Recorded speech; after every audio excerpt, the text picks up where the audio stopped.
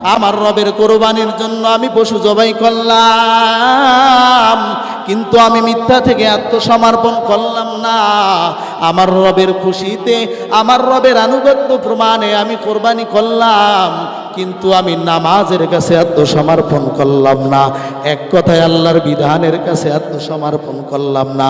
ও আল্লাহর গোলাম, আপনার এই কোরবানি আমার আল্লাহর কোন কাজে লাগবে?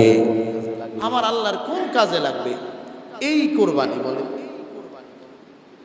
এজন্যই তো আল্লাহ তাআলা বলেন, লা ইয়ানালাল্লাহা লুহুমুহা ওয়ালা দিমাউহা ওয়ালাকিন ইয়ানালুহুত তাকওয়া মিনকুম।